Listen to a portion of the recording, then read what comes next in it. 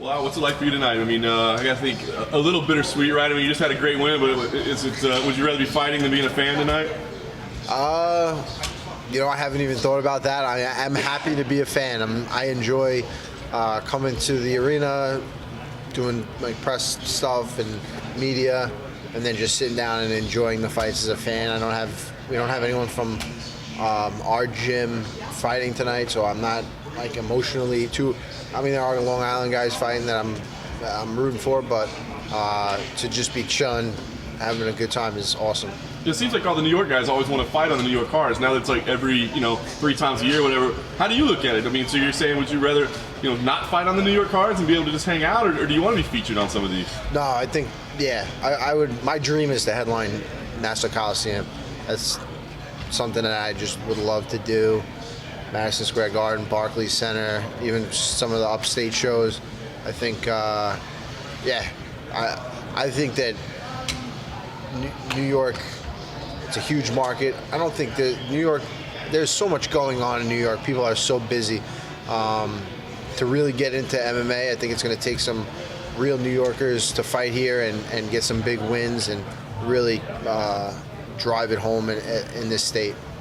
Give us the update, man. What have you been up to since the big win? I was a little banged up, nothing crazy, just a little nicks, bumps, and bruises here. I went out to the Performance Institute and I did some physical therapy stuff there.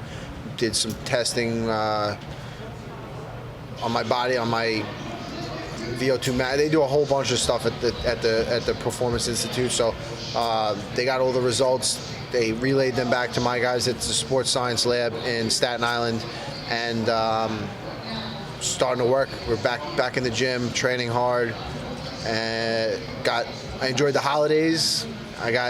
You gain weight after a fight, and then you gain weight during the holidays. So I put on a few pounds, and now I'm just working to get back in fight shape.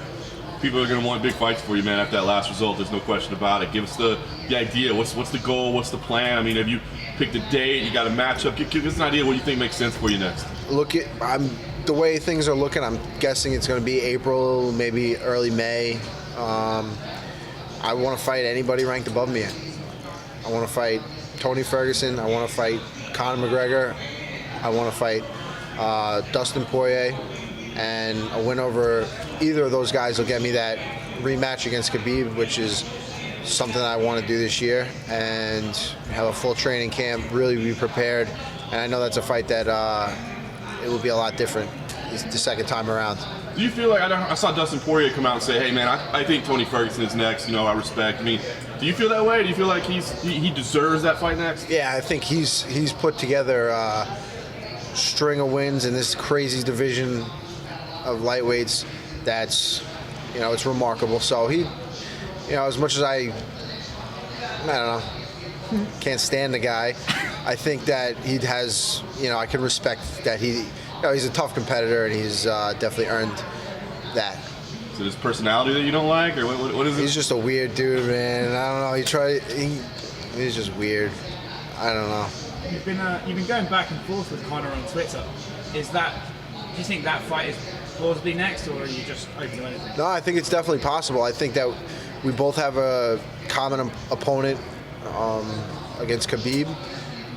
I came back. I want to fight against Kevin Lee, who's he was right up there. He was a win over me, and he's looking at a title shot. So I'm right there. That win put me up there. I think the Conor fight, that's the fight I think that should be made, and the winner of that gets a rematch. I think him getting a rematch off the bat is just, money talks, but let's be serious.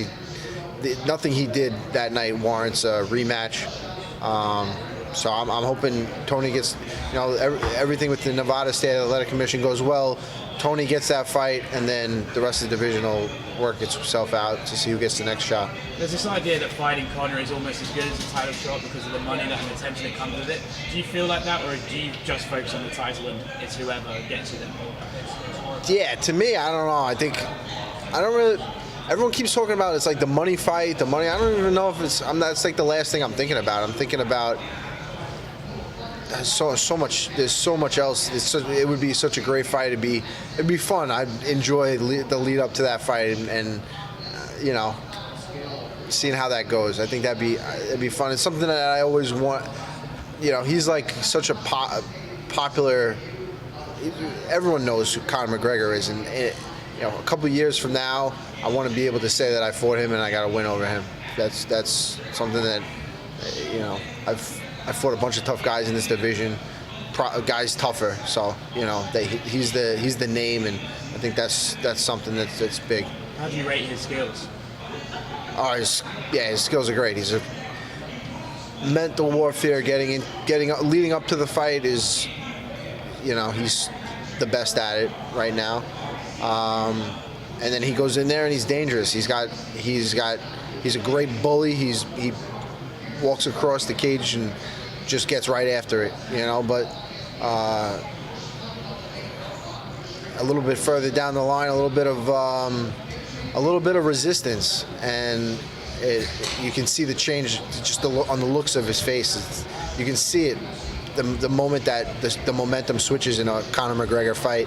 And you know, I visualize myself fighting Tony Ferguson. I visualize myself fighting Dustin. I visualize myself fighting Conor, and that's when I visualize it. That's what I see. I see him coming across all cocky, coming after me with, you know, he's throwing his shot, and then, you know, he starts not looking like Conor McGregor. Just like Kevin Lee didn't look like Kevin Lee. Just like Khabib didn't look like Khabib. Just like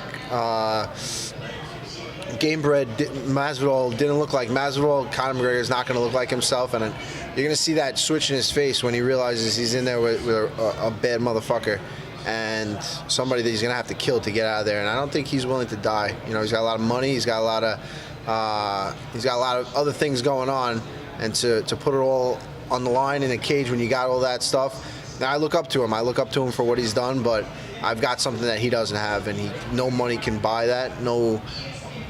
Just can't, and he'll never have it. And I really just hope, you know, I hope I get that fight, because I know what I can do against an opponent like that. It'd be, I think, very similar to the Kevin Lee fight in a lot of ways. So have you heard Justin Gaethje's comments about you recently? Yeah, Justin Gaethje, he's funny. He's we were supposed to fight, and he actually chose to fight James Vick over fighting me, and he told me to worry about my own shit. I think, handle your shit is what he said to me. So I said, all right, you know, you can fight Vic and I'll fight somebody else. And now I'm handling my shit, so he can go handle his.